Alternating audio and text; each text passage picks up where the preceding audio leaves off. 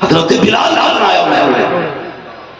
اعلیٰ حضرت نے کہا تھا جان دے دو بات ہے دیدار کا، نقد اپنا دام ہو ہی جائے گا، بے نشانوں کے نشان مٹتے نہیں، مٹتے مٹتے نام ہو ہی جائے گا. سائی لو دامن سخی کا تھام لو، کچھ نہ کچھ انعام ہو ہی جائے گا. اے رضا ہر کام کا ایک وقت ہے، دل کو بھی آرام ہو جائے گا. کیا صرف اس چار داری میں بریلی والے بیٹھے یا باہر والے بھی بریلی والے جتنے ہیں وہ پڑھیں. اے رضا ہر کام کا ایک وقت ہے، دل کو بھی آرام ہو ہی جائے گا، ہو ہی جائے گا. یہ بلال عشق کیا حضور سے اور پھر کہہ کے دکھایا.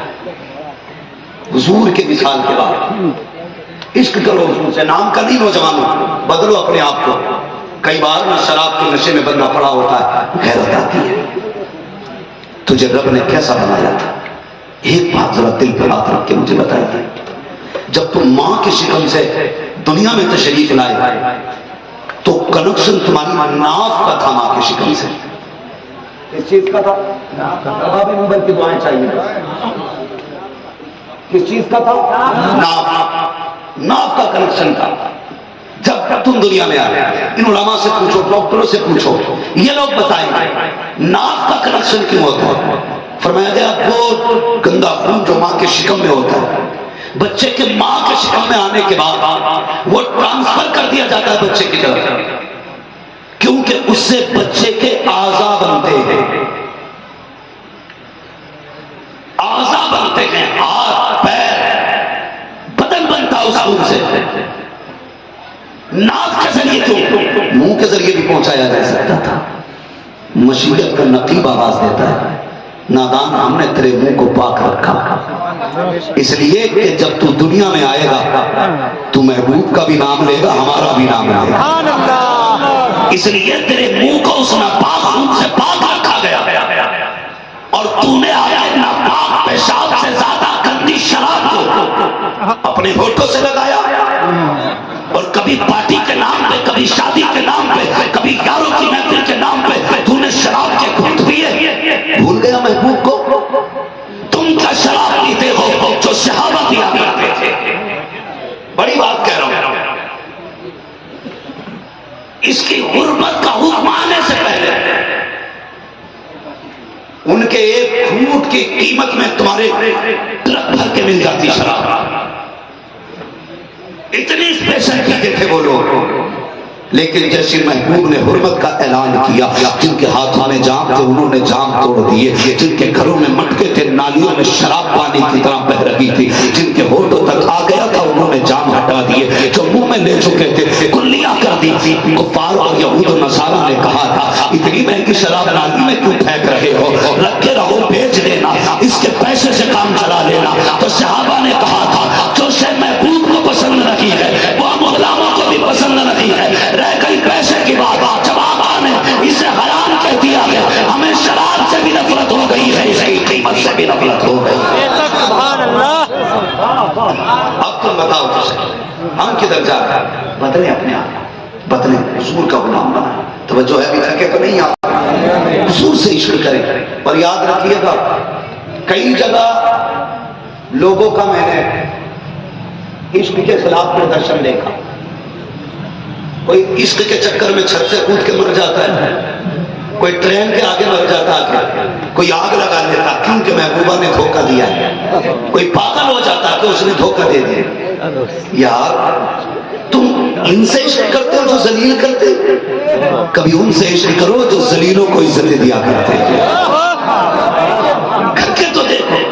لوگ کہتے ہیں کہ یہ جو پوا مار رہا ہے نا دل توڑ کے گئی ہے اس کا، اس لیے شراب پی رہا ہے. میں نے کہا اس سے دل ہی کیوں لگایا جو دل توڑ دے؟ دل اس سے لگاتا کہ جس کی بارگاہ میں جانے کے بعد ٹوٹے دل جل جایا گیا. ہاں کہ نہیں وہ دل توڑ گئی اس لیے اس کا دماغ کام نہیں کر رہا. ایسے لوگوں سے دل لگاتے. بلال نے دل لگایا مصطفیٰ سے، دل لگایا مصطفیٰ سے. اور ان کا عشق ہلکا نہ سمجھنا. حضور جس سواری پہ سفر کرتے تھے یافور نامی، 3 دن تک حضور کو تلاش کرتا رہا. حضور نہ ملے، اپنے آپ کو کنویں میں گرا کے اس نے ہلاک کیا. حضور کی ایک سواری اونٹنی حضور کی اونٹنی وہ حضور کے غم میں اتنی نڈھال ہوئی، جس دن حضور نے وصال کیا تھا اسی دن سے اس نے کھانا پینا چھوڑ دیا تھا. کھانا پینا. جب اس کی موت کا وقت آیا وہ پیروں پہ سر رکھ کے لیٹی تھی اپنا. خاتون جنت فاطمہ زہرا آئی، باپ کی سواری تھی. اولاد کو باپ کی ہر شے جو منسوب ہو بیٹیوں کو بڑی اچھی لگتی ہے. مصطفیٰ کی سواری اور حضرت فاطمہ نے اس کے چہرے پہ ہاتھ پھیرنا شروع کیا. اللہ نے اس کو قوت گویائی عطا کی. اس نے کہا سیدہ میں جا رہی ہوں، حضور سے کچھ پیغام بھجوانا ہے تو مجھے بتا دیا جائے. سبحان اللہ. یہاں تک کہ وہ سواری بھی نہیں کے عشق میں انتقال کر گئی. یہ جانوروں کا عشق تھا، پھر بلال کا عشق کیسا رہا؟ بلال کا عشق کیسا ہوگا؟ یہ جو مزار میں لیٹے نا، یہ جو مزار میں لیٹے ہوئے، یہ جاؤ پوچھو. اگر یہ بات ہم سمجھ پاتے نا، ان کی سن پاتے تو میں کان پکڑ کے لے جا کے پوچھتا آپ سے کہ بابا آپ بتاؤ تم کیا ڈی جے بجواتے تھے؟ تم کیا ڈانس پارٹیوں میں رہتے تھے؟ تو جواب آتا نادان پوری زندگی ہم نے رب کو منانے کی کوشش کی. ہماری راتیں قیام میں گزرتی تھی، ہمارے دن روزوں میں گزرا کرتے تھے. ہاں یہ بتاتے ہم نے رب کو منانے کی کوشش کی. عشق کرتے تھے لوگ حضور سے. یہی وجہ ہے یہ مزار کے نیچے لیٹے ہوئے ہیں. خدا کی قسم ان کی مزاروں کے اوپر میلے لگے ہوئے ہیں، کیونکہ انہوں نے کچھ تو کیا نا ایسا. ہم نے کیا کیا؟ ہم نے کیا کیا؟ مر کے دے اور چاند بوندے بارش کی گر جائیں. قبرستان جا کے دیکھ لیں کتنی قبروں کے تختے ٹوٹے ملیں گے، کتنی قبریں بیٹھی ہوئی ملیں گی. مسئلہ پوچھتا کفن دکھ رہا ہے، کلیجہ بھی نہیں ہلا کفن دیکھا تم نے. یہ سوچ لیتا ایک دن میرا بھی حال ہونا ہے. کیوں خیال نہیں آتا؟ دل کالے ہو گئے ہمارے، کچھ پتہ ہی نہیں چلتا کیا ہو رہا ہے. تھوڑی دیر دفن کے وقت اب تو قبرستان میں بھی ٹھٹے لگتے. اگر جنازے سے پہلے پہنچ جائے نا تو کھڑے ہو کے باتیں کر رہا کتنا گیان کو آگے تیرا. ابھی 1 سال الیکشن کھا گیا، پردھان اب کیا کسے لڑا رہے ہو؟ لڑا دیکھ مر کے دیکھ سارا الیکشن نکلے گا. یہ قبرستان میں باتیں اور ہنسی مذاق. حضرت عثمان غنی جس کو محبوب نے جنتی ہونے کی بشارت دی، وہ قبریں دیکھ کے رو دیتے تھے. لوگ کہتے تھے غنی اتنا روتے ہو، تمہیں تو جنت کی بشارت ملی ہے. کہنے لگے وہ تو ٹھیک ہے لیکن آخرت کی منزل میں قبر پہلی منزل ہے. اگر یہ مشکل تو پوری منزل مشکل ہو جائے گی. کی ہے کوئی تیاری؟ بولو ہے کوئی تیاری؟ کوئی تیاری نہیں ہے. خدا را تیاریاں کریں. سب نے حضور کے غم میں شریک رہے. جب جانوروں کا یہ عالم تھا تو پھر بلال کا کیا عالم ہوگا؟ کچھ دن بلال مدینے شریف میں رہے، پھر حضور کا مدینہ چھوڑ کے جانے لگے. مدینے والوں کو پتا چل گیا بلال جا رہے ہیں. سب نے روکنے کی کوشش کی، بلال نہیں رکے. پھر آ گئے ابو بکر صدیق، کہنے لگے یار بلال نہ جا، تو چلا جائے گا تو پھر بڑی یاد آیا کرے گی. بلال تو مؤذن ہے رسول کا، تجھے دیکھتے ہیں تو حضور کی یاد تازہ ہو جاتی ہے.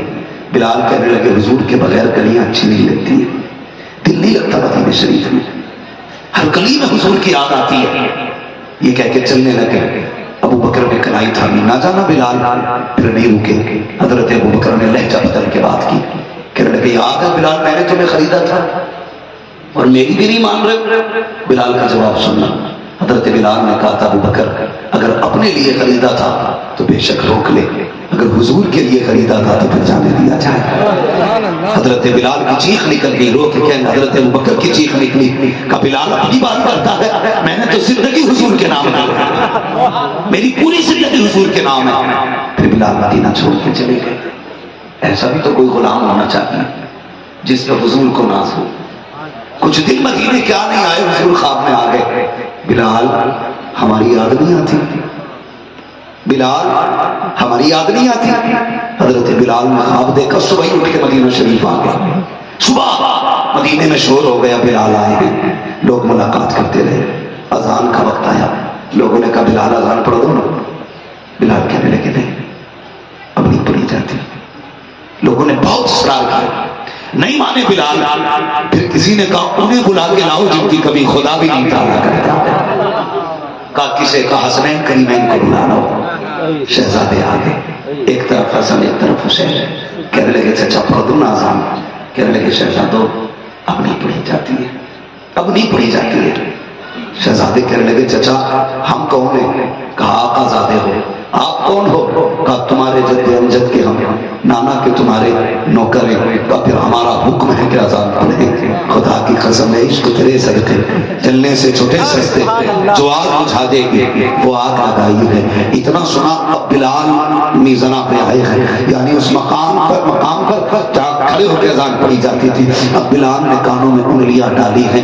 دل تھام کے سننا پیارے، ایک تم بھی مدینے جاتے ہو، ایک بلال بھی حضور کے بعد مدینے آئے ہیں. خدا کی قسم کان میں انگلی ڈالی، جیسے کہ اللہ اکبر کہا ہے. بلال کی آواز اتنی بلند تھی کہ بستی کو پار کر کے جنگل کے صحرا کے اندر جا کے لوگوں کے کانوں سے ٹکرائی، جن کے کانوں میں حضرت بلال کی آواز گونجی، جن کے ہاتھوں میں ہل چھوڑ دیے، جن کے ہاتھوں میں اونٹ بیلوں کی رسیاں تھی، بکریوں کو چھوڑا، سب کچھ چھوڑ کر مدینے کی طرف دوڑ لگا دی. مدینے شریف کا عالم یہ تھا، بچے ماؤں کی گود میں آ کے کہہ رہے تھے اے ماں بتا تو صحیح بلال آ گئے ہیں. اگر مؤذن آیا ہے تو کیا امام بھی آنے والا ہے؟ خدا کی قسم مدینے والے کہتے ہیں ایک دن قرآن اس دن مدینے میں ہوا تھا جب آقا کا وصال ہوا تھا. دوسرا قرآن آج ہو رہا ہے جب بلال نے اذان پڑھی ہے. حالت یہ تھی لوگوں کی دیوانگی کا عالم یہ تھا، کوئی مسجد نبوی کے ستون سے لپٹ کے رو رہا ہے، کوئی منبر سے لپٹ کے رو رہا ہے، کوئی صفوں پہ پڑا ہے، کوئی وضو کی نالی پہ بے ہوش ہے، کوئی دروازے پہ بے ہوش ہے. بچے اچھل اچھل کے کہہ رہے تھے اے ماں بتا تو صحیح مصطفیٰ کب آئیں گے؟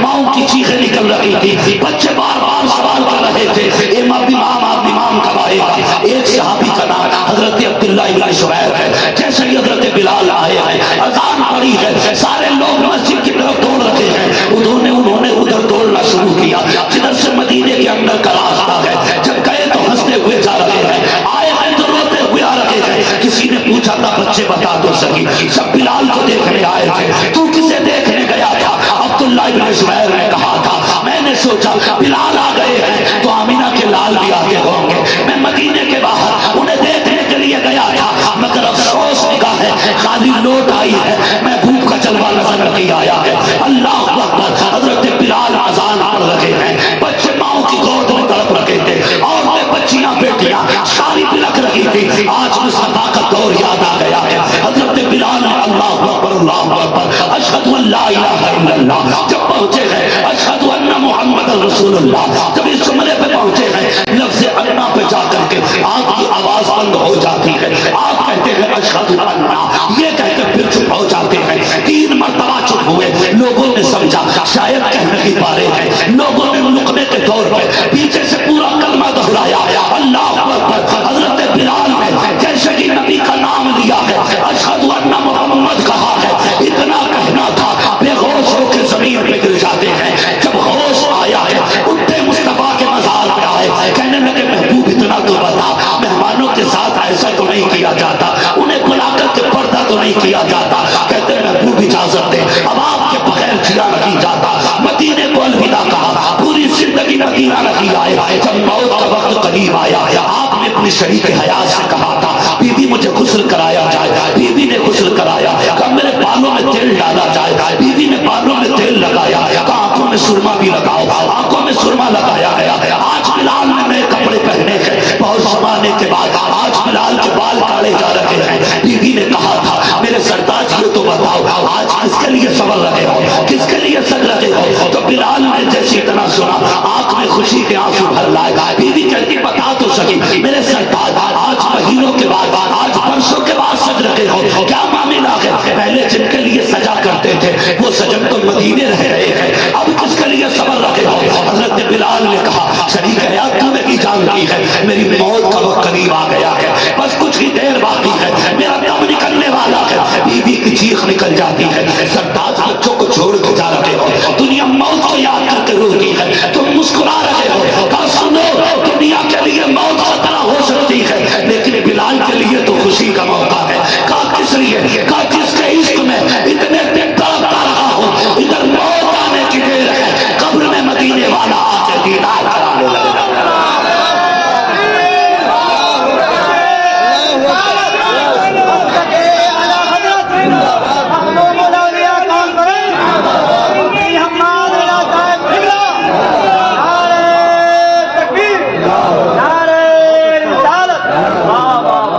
عشق تیرے صدقے جلنے سے چھٹے سستے جو آگ بجھا دے گی وہ آگ لگائی وہ آگ لگائی کریں حضور سے عشق نوجوانوں یہ دنیا کے عشق میں کچھ نہیں رکھا دل دینا ہے تو آمینہ کے نام کو دو پیار کرنا ہے تو محبوب سے کرو پھر دیکھو وہ دل کا کتنا خیال کرتے وہ دل کا کتنا خیال کرتے جاؤ ان کے عشق میں زندگی گزار جاؤ دعویٰ ہے میرا روح نکلنے سے پہلے محبوب تیرے سرحانے آ کے کھڑا ہوگا اس میں اپنے چاہنے والوں کو کرنے آج ضرورت ہے ہم حضور سے عشق کریں ہم حضور سے پیار کریں اللہ معاف کرے آج میرا مریدی کا مطلب ہی لوگوں نے غلط نکال رکھا آج اللہ والے کے مزار پہ بیٹھو یہ بھی بات کہہ جاؤں پہلے سن لینا میں پکا بریلوی ہوں میں پکا بریلوی ہوں میرے بریلوی ہونے پہ شک مت کرنا لیکن یہ بات اس لیے کہہ رہا ہوں کہ شاید یہ بات ہمارے لوگوں کے خلاف ہونے لگی ہے پیرا مریدی کا مطلب ہوتا تھا بندے کا تعلق رب سے جوڑنا مزار ان کے بنتے تھے جو مزار کے لائق ہوتے تھے آج تو ہر چوک میں مزار ہے جس کا ہاتھ نہیں آ رہا مزار وہ کہہ دیتا رات خواب میں میرے مزار والے آئے تھے اور صبح ہی چادر چڑھی ہوتی ہے